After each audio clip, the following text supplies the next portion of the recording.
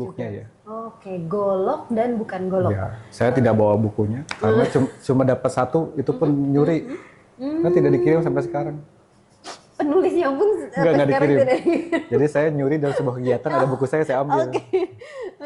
Kang Arif, tema kita kan hari ini soal Perkakas Banten ya. Dan ini background kita cocok sekali ya Kang Arif ya. Banyak di sini ada gerabah dan segala macam yang nanti kita akan obrolkan, yaitu mengenai Perkakas Banten.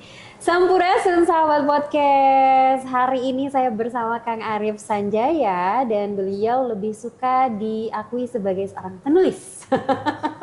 Tadi sudah di-spill ke saya ya. Dan sahabat podcast, kali ini kita akan berbicara soal perkakas tradisional dari Provinsi Banten khususnya. Selama 30 menit ke depan perbincangan saya hari ini di episode kali ini pasti akan menarik karena kita akan mengulik soal perkakas Banten. Baik Kang Arif, apa kabar?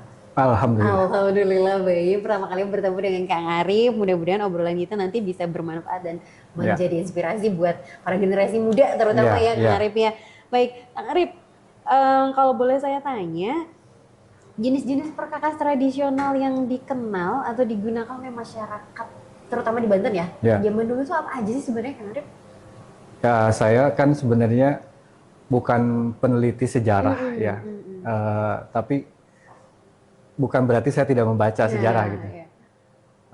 Seingat saya, Banten termasuk yang disebut-sebut dalam banyak literatur perkakas Nusantara. Jadi Banten itu misalnya untuk jenis golok, tentu itu selalu disebut dalam beberapa literatur, biasanya dibandingkan dengan peninggalan-peninggalan dari Brunei, kemudian sama tuanya dengan dari Filipina, kemudian dari Thailand, juga Sunda dan Kalimantan.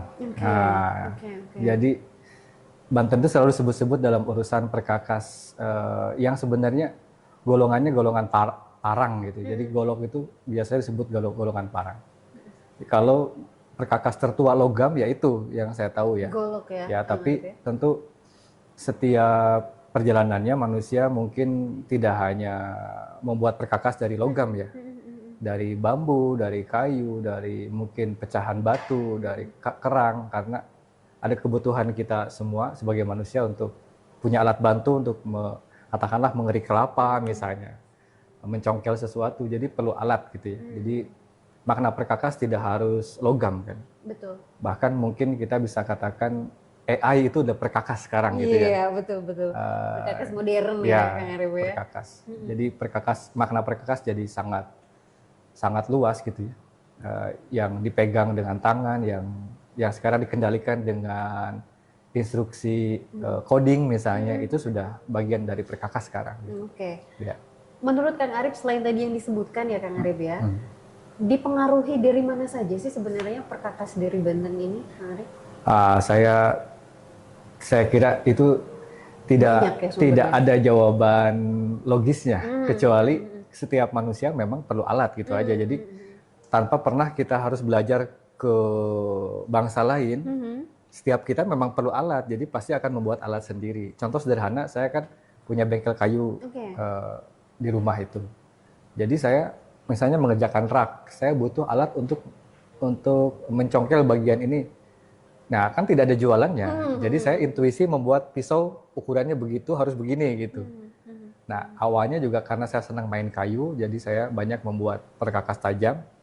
Lalu bergaul dengan orang-orang di bidang pandai di Seat. Jadi saya membuat berbagai macam pisau untuk meraut, untuk bahkan melubangi aja saya selalu memikirkan bagaimana melubangi dengan sempurna gitu. Jadi bukan karena pengaruh dari negara lain, dari mana, bukan, tapi karena setiap manusia saya kira perlu alat gitu.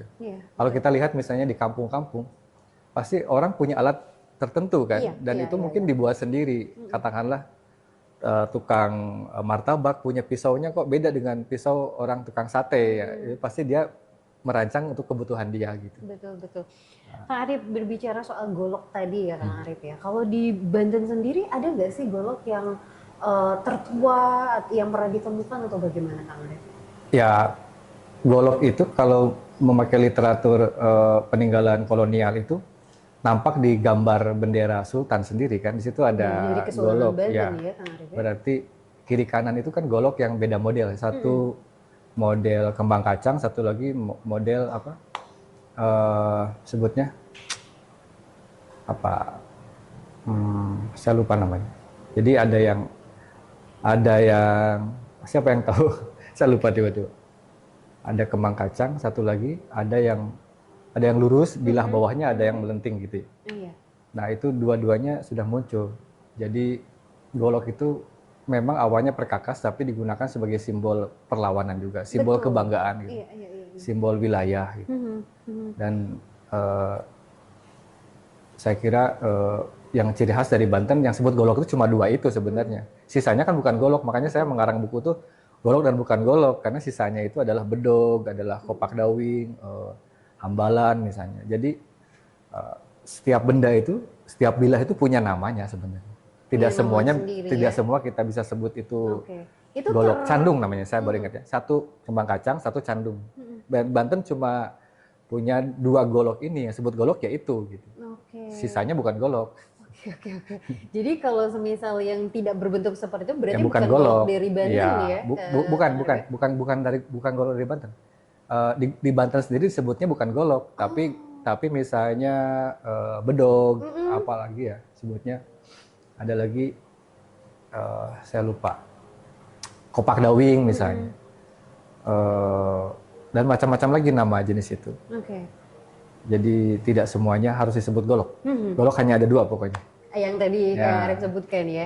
Dan kalau tidak salah di Banten sendiri juga ada festival golok itu ya? Iya. Ada di Cilegon, ada di mana gitu ya. Ada ya Kang Arif ya. Dan itu kalau untuk festival golok sendiri bisa memamerkan dari tiap daerah kah atau seharusnya bisa. Dan setiap momen festival golok ya harus jadi ajang silaturahmi golok dari katakanlah golok warisan sampai golok yang inovatif ya.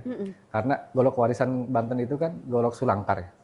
Sulangkar dalam hal ini makna harfiahnya sebenarnya sulangkar itu adalah golok yang dibuat dari bahan limbah. Dan ini saya kira kreativitas orang Banten itu saya hargai di situ. Dari bahan limbah bisa ya Kang Arif? Ya memang makna sulangkar secara harfiah itu sebenarnya limbah. Atau besi tua gitu.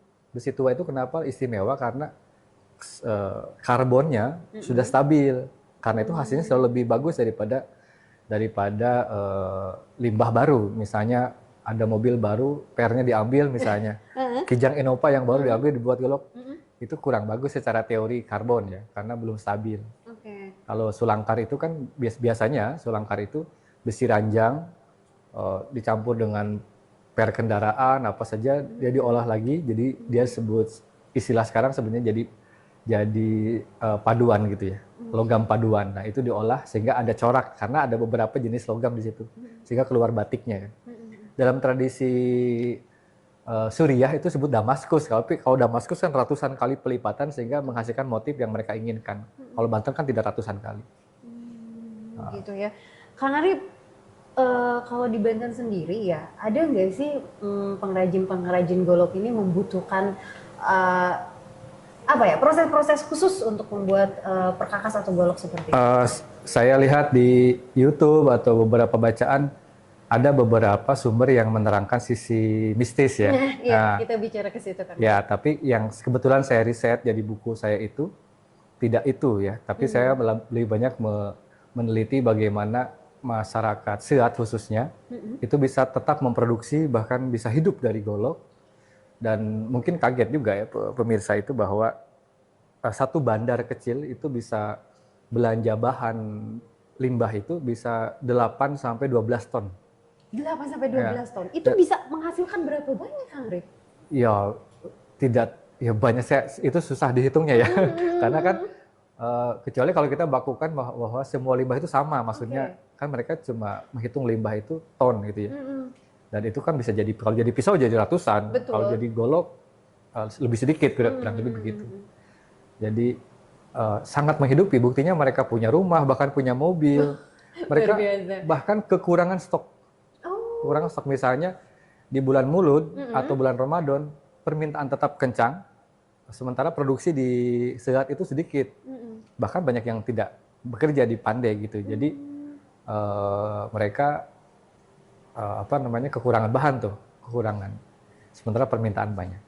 Nah, bagaimana pengrajin-pengrajin yang di Sehat sendiri sebenarnya sejauh saya meneliti tidak ada sesuatu yang sifatnya mistik, tidak ada. Sehingga tidak ada larangan hari, tidak ada larangan apapun, tidak ada.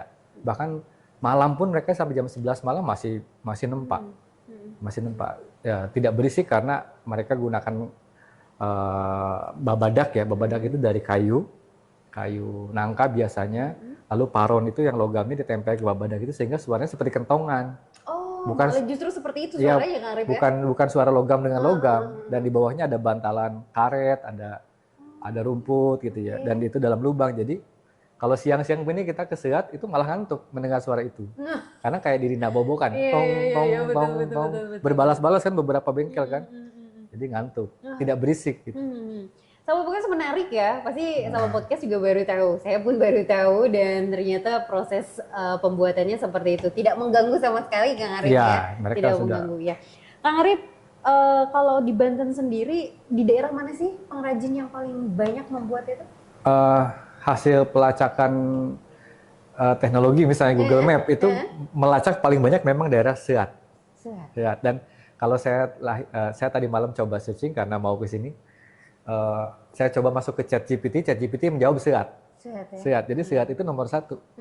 Untuk daerah Mangpang aja, Sehat Mangpang tempat saya meriset, itu saya kira mungkin ada 10 bengkel aktif. 10 bengkel aktif. Dan disertai pengrajin-pengrajinnya juga ada bandarnya di sana. Jadi ada 3 komponen sebenarnya. Harus ada bandar, harus ada pandai, harus ada pengrajin. Ya ini komponen utama ekonomi Golok Banten itu ini. Makanya saya tulis dalam buku juga sebenarnya setiap wilayah bisa hidup seperti Sehat asal 3 komponen ini ada. Jadi ada orang atau komunitas yang berpikir menyediakan limbah terbaik. Misalnya per unggulan gitu. Dari bekas kendaraan, bekas kapal, bekas apa kayak gitu harus mereka dapatkan. Harus ada pandai, tim pandai dan ada pengrajin. Nah, pengrajin ini yang menentukan finishing pengrajin itu. Jadi istilahnya harus dibedakan. Bandar, pengrajin dan pandai. Gitu. Dari bandar ke pandai, dari pandai ke pengrajin. Nah ini bandar itu sebenarnya menerima bahan setengah mentah. Bandar itu punya bahan mentah limbah. Lalu dibeli itu oleh pandai. Pandai itu boleh mengirim langsung ke pengrajin, boleh ke bandar lagi. Oh begitu. Nah jadi di bandar itu lebih murah. Bilah kita bisa beli bilah namanya hidengan. Hidengan itu berarti mereka baru beres tempat, itu ditumpuk aja berkarung-karung. Kita bisa pilih golok ini misalnya berapa, 20.000, 30.000, murah. Ya karena belum ada gagang, belum dihaluskan, belum segala macam. Tapi kalau sudah masuk ke pengrajin, misalnya Mbak itu pengrajin yang menurut saya terkenal di Sehat Mangpang. Nah itu keluarnya bisa 200.000 lah gitu, paling murah gitu. Lebih mahal lagi ya? Karena sudah dihaluskan, dari gagang, pakai sarung dan lain-lain. Kalau boleh di-spill Kang Arif, siapa tahu ada sahabat podcast yang ingin datang ke tempat pengrajin itu di sebelah mana? Ya daerahnya. Itu kalau mau melihat di YouTube sudah banyak video yang menunjukkan Sehat itu ada gerbangnya, gerbang golok gitu. Jadi di YouTube juga banyak siarannya. Daerah Banten sebelah mana sih? Ya kalau dari Banten itu Jalur Pandeglang. Jalur Pandeglang. Iya kalau nanti dari Alwates ya. Alwates itu belok kiri.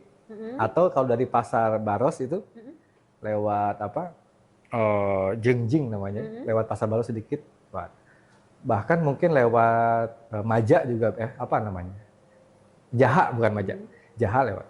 Atau lewat Petir. Bisa ya? Bisa. Atau lacak Google Map Sehat gitu ya. Langsung muncul ya. Betul. Banyak tuh tanda bengkel yang sudah mengupload titik mereka ya. Kang Arif, sejauh ini ya yang Kang Arif lihat dari masa Kesultanan Banten sampai saat ini ada nggak sih perubahan signifikan dari bentuk-bentuk golok itu? Atau masih dipertahankan keasliannya?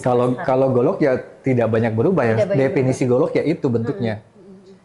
Karenanya stabil gitu maknanya karena mengacu pada bentuk. Ya. Jadi memang tidak ada perubahan yang signifikan. Tidak ada. Ya? Yang sebut candung begitu, yang sebut kembang kacang ya begitu juga. Paling variasinya adalah ukuran ya. Maksudnya ada yang lebih lebar, ada yang lebih pendek, misalnya. Ya itu soal ukuran.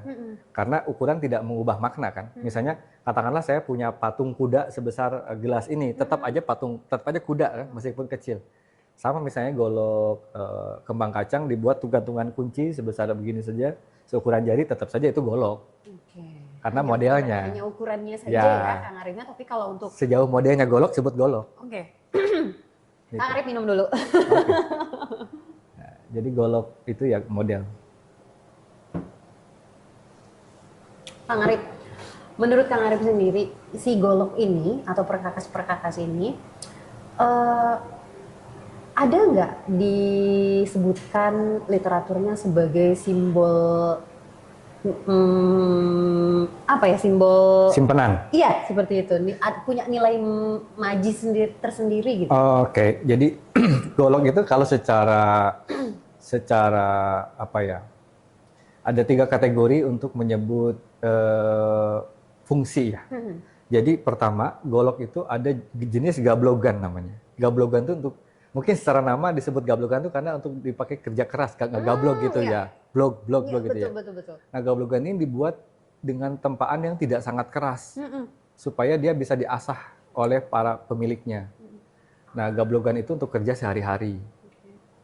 Kemudian ada jenis sorenan. Sorenan itu biasanya lebih bagus, lebih rapi, biasanya untuk habis kerja, misalnya menebang bambu itu agak kasar ujungnya, lalu dirapihkannya itu dengan sorenan tuh. Nah, sorenan pertengahan dia lebih panas, karena itu lebih awet tajamnya, tapi juga punya risiko kalau dia dipakai untuk mengawali dia bisa patah. Jadi bukan tumpul, patah, tapi tajam. Istilah orang Banten saya kira adalah pegat wajah atau pecat wajah. Jadi mata bajanya patah gitu. Bukan tumpul, dia patah. Ada lagi yang disebut kelas simpenan. Simpenan itu ya dia dibuat bukan untuk kerja sehari-hari. Misalnya untuk nyembelih hewan kurban setahun sekali aja dikeluarkan. Tapi ada lagi simpenan yang memang tidak dipakai apa-apa. Misalnya warisan dari kakek, warisan dari bapak. Dan itu disimpan saja. Itu simpanan. Ada juga simpanan yang dibuat baru. Misalnya pernah di saat itu ada orang datang suami istri karena sakit perut. Mereka tanya orang pintar, apa obatnya, kesana kemari udah tidak sembuh katanya. Terus disuruh membuat cincin satu untuk istrinya dan pisau satu untuk pegang suaminya. Dari bahan talapok kuda, logam bekas sepatu kuda itu. Sepatu kuda, iya. Okay. Dibawalah ke Seat, lalu dibuat pisau, di sana dibuat cincin. Dikecilkan satu dipakai istrinya. Nah, si pisau itu udah beres itu harus dipeluk ke perut istrinya juga dan juga ke si bapaknya. Ternyata tuh sembuh. Nah, saya tanya ke orang-orang di sana, itu sebenarnya mengapa bisa sembuh? Mereka tidak bisa jawab. Ya nggak tahu. Kami kan cuma bikin. Kami kan hanya buat, disuruh oleh tamu itu. Menarik, nah, jadi tidak tahu apa-apa mistiknya dari situ. Entah itu sugesti ataupun mistik kita tidak tahu ya Kang Arif ya. Baik, sahabat podcast, menarik ya perbincangan kita mengenai perkakas Banten ini, terutama yang kita bahas hari ini adalah golok ya Kang Arif ya. Kang Arif, kalau Kang Arif sendiri, kita kan sudah ada di era modern nih, ya Kang Arif ya. Menurut pandangan Kang Arif sendiri, generasi-generasi muda masih ada nggak sih yang ikut melestarikan ini atau gimana? Justru itu yang membuat saya sedih ya. Karena kalau saya jalan ke kampung-kampung, tempat kepandaian itu, tempat pengrajin, itu sebenarnya sisanya yang bekerja itu adalah generasi saya. Kira-kira mereka yang lahir tahun 80-an lah, terakhir 81 gitu ya. 79, 78, 77 gitu. Jadi setelah itu tidak ada lagi tuh. Itu agak sedih ya. Bahkan saya sedih lagi gini, sebenarnya mereka itu bisa menyekolahkan anak-anaknya, bisa mengkuliahkan bahkan dari golok. Tapi anaknya malah asik dengan HP gitu.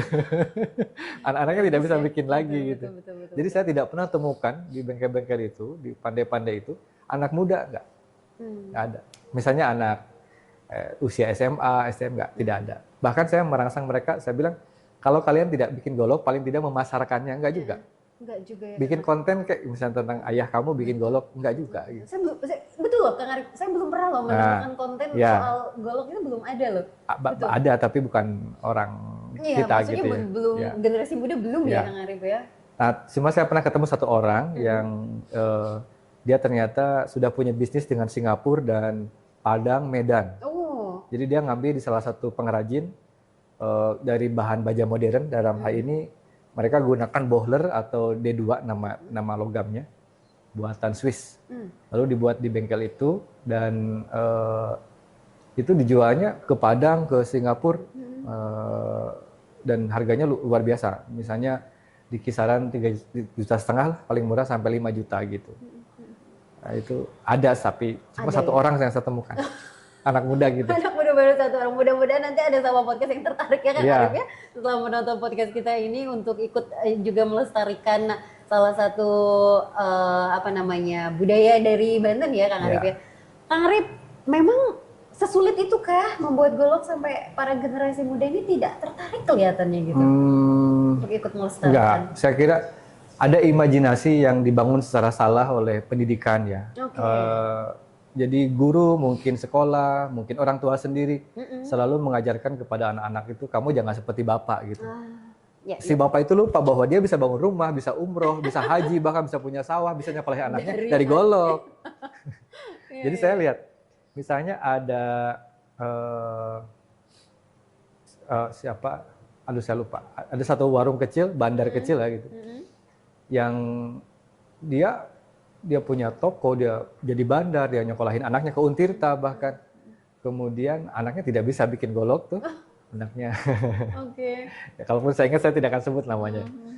Nah, menurut saya ini yang saya sayangkan. Mungkin saja orang tuanya bilang kamu jangan seperti mama, jangan seperti bapak gitu. Lupa bahwa dirinya bisa begitu karena golok. Betul. Dan keluarga ini saya pernah wawancara itu biasanya kirim kemana dan saya kaget juga ternyata setiap bulan itu sekurang-kurangnya 2 kodi itu, 2 box besar dikirim ke Bogor. Saya kan heran. Lah bukannya Bogor dekat dengan sumber-sumber golok. Di Bogor itu kan dekat dengan namanya Cibatu. Ke arah sana itu ada Cibatu. Cibatu itu memproduksi banyak golok. Tapi saya baru sadar bahwa ternyata Cibatu itu hanya memproduksi golok-golok yang mahal ya, dari baja modern. Untuk kebutuhan sehari-hari di pasar, mereka masih belanja dari Banten. Gitu. Dari Selat. Dan bahkan ada Kang Jainal itu, dia punya mobil Avanza. Mobilnya itu mungkin sebulan 4 kali ke Jakarta. Sampai ke Jawa kirim golok. Kirim golok? Iya, jadi Banten itu berkuasa loh di pasar itu. Untuk di pasar golok, itu. Ternyata ya Kang Arif. Bahkan kalau saya bawa ke Bandung, kan saya juga jualan golok nih. Jadi guru-guru, kepala sekolah, teman-teman saya di kampung sendiri senang dengan buatan Banten karena di Bandung susah temukan barang yang bagus. Gitu. Jadi Banten itu dihargai sekali dalam soal urusan. Bahkan barang yang murahnya misalnya golok katakanlah golok 50.000, golok 100.000 lah gitu. Itu sudah mereka bangga sekali karena susah mencari yang seperti itu. Apa sih istimewanya Arif? Menurut Kang Arif? Dibandingkan yang lain ya? Saya tidak bisa buktikan alat ukurnya apa, tetapi mungkin ya. Ada faktor pertama adalah cuaca, mungkin ya. Kan logam mungkin sama, katakanlah bekas per katana, tapi dibuat di Bandung kok jelek, kok di Banten bagus, berarti ada faktor lain dong. Mungkin cuaca, mungkin arangnya. Arang yang di Banten itu dari kayu yang memang ada hidup di Banten, mereka datangkan dari kampung mereka sendiri, diolah sendiri. Atau dari, katakanlah apa ya, mereka kan punya berangbang itu apa ya? Daun kelapa kering itu. Iya. Itu untuk alat kontrol mereka ketika terlalu panas, mereka mendinginkannya dengan berangbang itu ke air, lalu didinginkan oleh itu. Mungkin itu juga ada rahasianya, cuma kita harus ukur secara ilmiah kenapa itu bisa menghasilkan. Atau mungkin juga faktor ayunan dari babadak. Babadak itu alas kayu tadi, paron itu besinya. Mungkin saat dipukul ada ayunan ini juga ada faktor gitu ya. Sementara di tempat lain kan besinya itu statis, jadi buk kaku, tidak mengayun gitu. Mungkin ya. Jadi itu harus dibuktikan secara ilmiah. Jadi Banten selalu unggul di situ. Cuma kita tidak boleh menutup mata bahwa di Jawa Barat seingat saya ada beberapa produk yang bagus. Misalnya seingat saya kalau saya ngoleksi itu buatan Kuningan bagus-bagus. Kuningan. Kemudian Garut juga ada gitu bagus. Ada lagi jangan lupa Lampung itu keren-keren. Lampung. Tapi harus ingat di Lampung itu banyak pandai yang dari Banten. Nah ini itu berarti dari Banten ke Lampung ya Kang Arif ya. Jadi saya termasuk Kang Jainal itu yang di Sihat itu ternyata dia dulunya di Lampung. Kang Arif, menurut Kang Arif ya, seberapa penting sih ini untuk kita melestarikan golok ini Kang Arif? Penting sekali karena sampai sekarang saya kira meskipun kita sudah main coding, kita masih gunakan golok. Betul. Ya mungkin kita suatu hari membuat mesin kecerdasan artifisial untuk mendeteksi durian ini manis atau enggak gitu ya, enak atau untuk membelahnya sebenarnya. Mungkin ada robotnya nanti kita bisa bikin dengan AI gitu. Tapi ya sementara menuju ke situ kita masih butuh golok. Dan mungkin banyak hal yang kita perlukan golok itu, dan di Banten golok bahkan di Baduy itu kan belah ikan, ngerat bawang aja masih dengan golok gitu. Jadi dan golok juga menurut saya di luar fungsinya untuk alat sebagai perkakas, dia juga bagus kok sebagai koleksi gitu ya, sebagai koleksi. Jadi dan puncak-puncak setiap daerah itu bisa kita amati di golok yang dibuat. Oh ternyata Banten itu SDM-nya lebih unggul daripada katakanlah provinsi lain. Di mana jadi goloknya di antaranya. Ternyata orang Banten bisa membuat golok lebih bagus daripada orang sini. Jadi kan kebudayaan logam itu salah satu puncak kebudayaan manusia. Betul sekali Kang Arif. Kang Arif punya pesan atau harapan buat para generasi muda ini mengenai perkakas di Banten ini Kang Arif? Boleh disampaikan? Ya, kalau saya sih berharap anak-anak muda jangan sampai berpikir bahwa profesi itu dibangun dari ijazah.